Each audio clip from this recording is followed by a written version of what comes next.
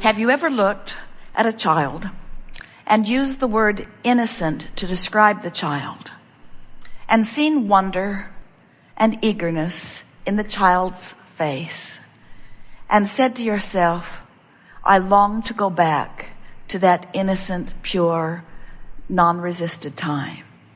And we're here to tell you that you don't go back to it, you go forward to it. Because the contrast has caused you to put it over here in your vibrational escrow. It's over here in this vortex of creation. And you can return to it. You can return to it by caring about the way you feel. So your emotions let you know whether you're moving toward it or away from it, this vortex of creation. And today, we're going to make this analogy as strong and clear as we can, because we want you to look at your world, any aspect of it that is important to you, through the lens of being inside this vortex, which means you're tuned in to the wholeness of who you are, or outside this vortex, which means it's you in your physical form, but you're out here on the raw and ragged edge without the benefit of full connection to the whole of that which you are. You see, law of attraction swirling and attracting all cooperative components. But if you're over here complaining, you're not a cooperative component. But if you're hopeful, now you're close to cooperative, and every now and again the vortex will bring you in. When you're believing, the vortex brings you in every time. You have a thought, you believe it, in you go. When you're in the vortex, that means you're tuned in, tapped in, turned on, in full realization of the fullness of all that you are. And when all that you are is pouring through you in this focused moment, it is a wonderful moment. You're vital and alive and clear. You feel good. All of your pieces of your body are moving the way you want them to. You're metabolizing. Your muscles are firing. Your brain is responding and transmitting to the signals. In other words, when you are tuned in, you are thriving in every sense of the word. And life is good. You feel frisky, you see. So when you're tuned in like that, whatever you look at from inside the vortex looks different than it looks when you're outside the vortex. When you're outside the vortex, you're tender and often sensitive, and the world is pricklier to you. When you're in the vortex, you feel security. When you're out of it, you feel insecure. When you're in the vortex, you have clarity. When you're out, often you're confused. When you're in the vortex, you are accessing the energy that creates worlds. We're not kidding you one bit about that, which gives you a leverage of time and productivity that you cannot even come close to achieving outside the vortex. Don't you see so many people beating their brains out, working so hard, putting in long, long hours, sacrificing, suffering, and getting so little for it? And you say, oh, this world surely isn't a fair world. And then you see others relaxed and basking and thriving. And you say, this is not just. I've been taught that you have to work hard to achieve. And we say, if you're working hard from outside the vortex, you're not achieving.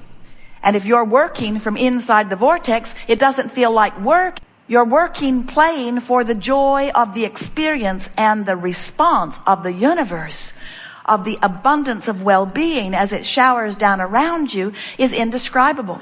People from outside the vortex will demand that it is not just, and they will say, we need to even this out. We're going to take your pie and distribute it among the others. And if you are in your vortex, you say, that's all right with me, because there's a steady stream of everything that I want flowing to me. It does not matter how much is expended. You could tax me 90%, and I would still continue to thrive, because abundance flows to me. It's my requests for what I want that keep it flowing to me. Tax me higher, my gross will just soar. It does not matter at all. But if you're outside the vortex, and they're taxing you more than you want, you say in your shortage consciousness, but wait, I hardly have enough for myself, and you're going to take it away from me and give it to someone else who doesn't deserve it? When you get into the vortex, you feel the showering of abundance in such powerful ways that you don't worry about what anybody else is doing about anything ever, because you've made your contract with Source itself. You've come into alignment with the power of the universe that defies all others. When you are in alignment With Source, you are more powerful, more influential than millions who are not. In other words, there is just no comparison to the leverage of well-being and abundance and clarity that you find when you're in the vortex. So that's our sales job about getting into the vortex. And the rest of the day, with the help of those like you who want to clarify different subjects, we're going to, as often as is as practical, show you by demonstrating with them how to get into the vortex.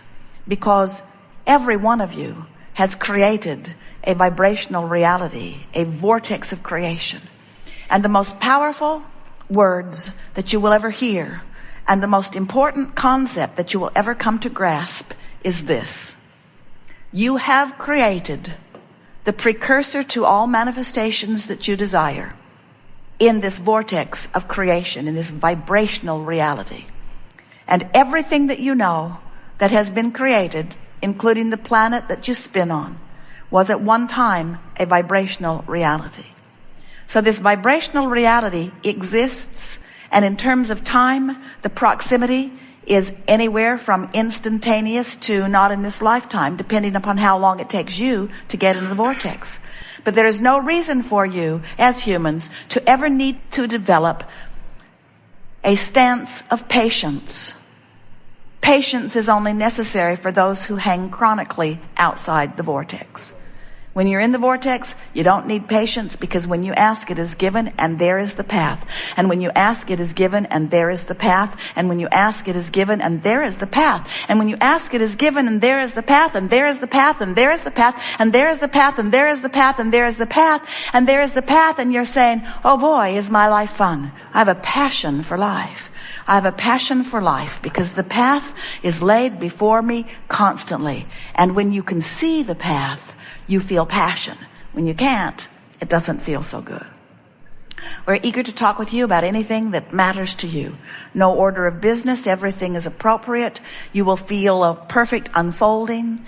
We're going to call you into the vortex as often as we can. And in fact, those of you who we play with here will be those who have clear desire and a close enough proximity to the vortex that it won't take all day to bring you in. Begin right here, yes. Do you accept that you were non-physical energy before you came into this body?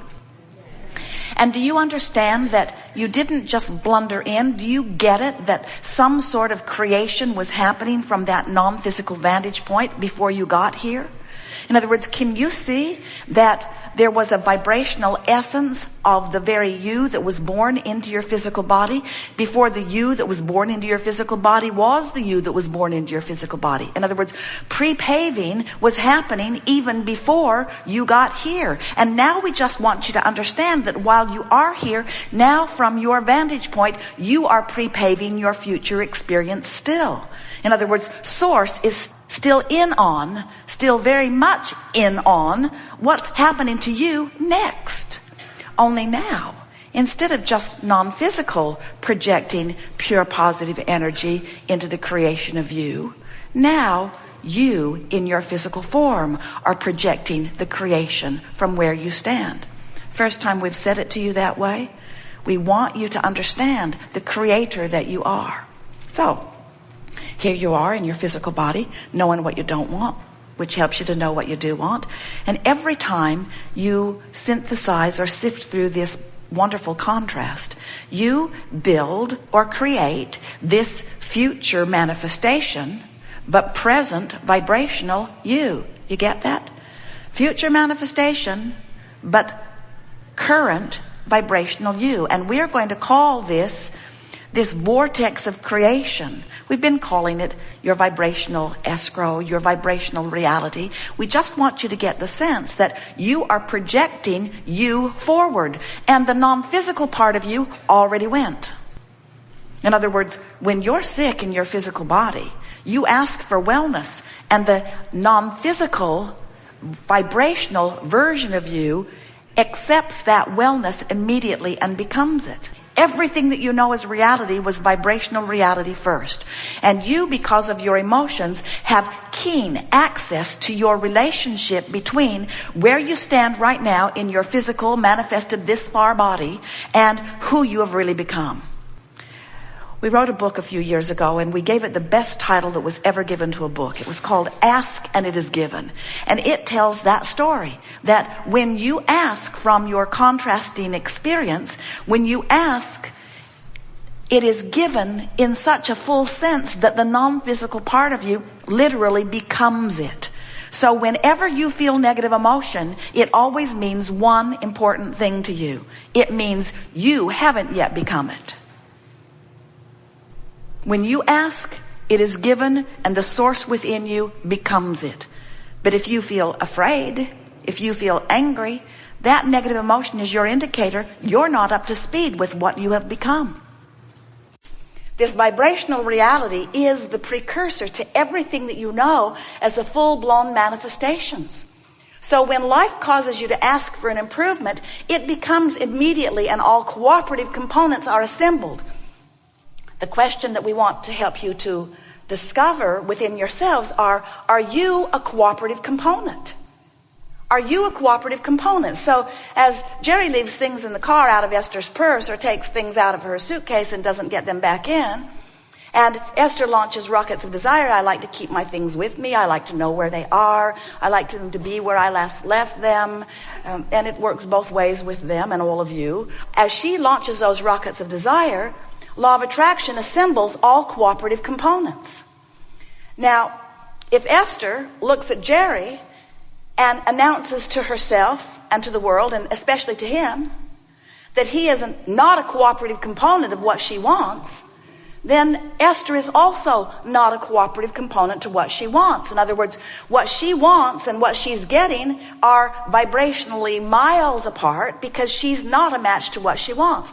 Now, she could justify all day, every day why she's not a vibrational match, but that is beside the point. And that's what we want you to hear. Of course, sometimes you feel utterly justified in your stance as you push against what you do not want.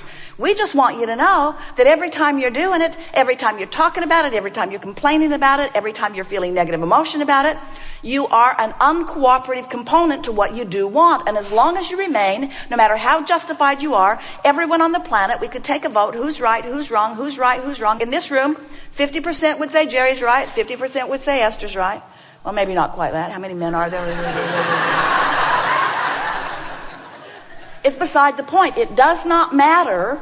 It does not matter how justified you are in pointing out that something is not happening the way you want it to. You still are using it as your excuse not to be in the vortex. And we want you to understand that your work as a deliberate creator, your work as a deliberate creator, the only thing that you need to give conscious attention to is your relationship to this vortex, which contains all things that you've been asking for. Just get in the vortex. We could have had a very short seminar today, couldn't we? Hello, it's nice to see you. You are lovely people. You are worthy. The source within you adores you. You are pure positive energy. Get in the vortex. Have a nice day. Goodbye. It's really all you needed to hear. And then someone says, wait, don't go. What's the vortex? Well, the vortex is the future you that you've created through sifting through the data of life. Have a nice day. Goodbye. You say, wait. The vortex is a future me. Well, how do I catch up with the future me? We say, by focusing in the direction of what feels good. Have a nice day. Goodbye. And you say, wait. How do I know? How do I know what feels good? And we say, you gotta be kidding. You gotta be kidding. You know what feels good and what doesn't feel good. You know what feels better. You know what thoughts bliss you out and what thoughts bum you out. You know which friends you like to spend time with and which friends you don't. You know what conversations you want to have with each other and what conversations you don't want to have. You know, you can tell what you're leaning to, what feels good and what doesn't. Your guidance system is active within you, you see. And something that you all know that is a really wonderful thing to acknowledge, you know who you are. You know that you're source energy in physical bodies. You know that you're creators. You know that you have access to the energy that creates worlds flowing through you. You know that you have an emotional guidance system. You know that your emotions indicate your relationship with who you really are.